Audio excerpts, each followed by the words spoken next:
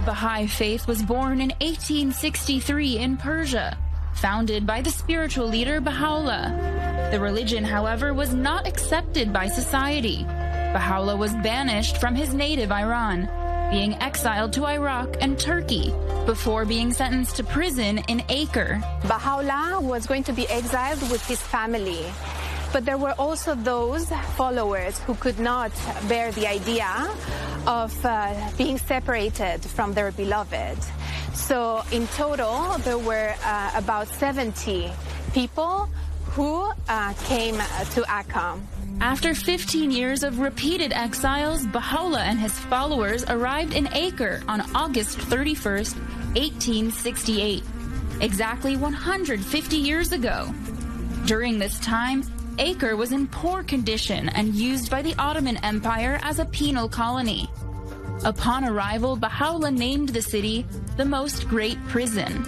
3 days after the arrival of Baha'u'llah and the exiles in this city, the edict, the farman of the Sultan of the Ottoman Empire was read in this mosque.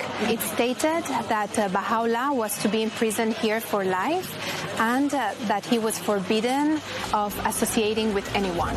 Baha'u'llah and his family were immediately imprisoned. However, the usual jail cells were too small for the large group. The barracks were originally used for the Turkish troops. However, because there were a large number of people, about 70 in total, they needed a larger space to accommodate all of them, so they brought them here to the barracks. While in prison, Baha'u'llah wrote many religious texts. Meanwhile, his followers in Persia continued to live by his teachings, hoping to meet their leader once more. Baha'u'llah's arrival in Akka reached Persia, his native land.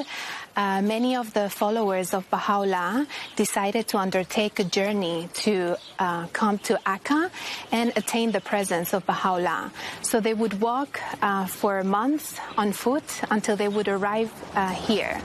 But unfortunately, they were arrested and interrogated as they were recognized as followers of Baha'u'llah, and they would be rejected from the city.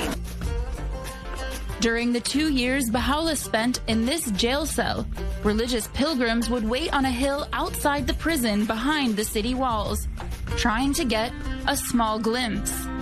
They would stand and they would wait for the family of Baha'u'llah to recognize them, at which point they would ask Baha'u'llah to come to their room and acknowledge their presence. This was enough for them to return to their native land re-energized. As time passed, Baha'u'llah's sentence became gradually more relaxed. After 9 years inside Acre, Baha'u'llah and his family were allowed to move to an estate just outside the city.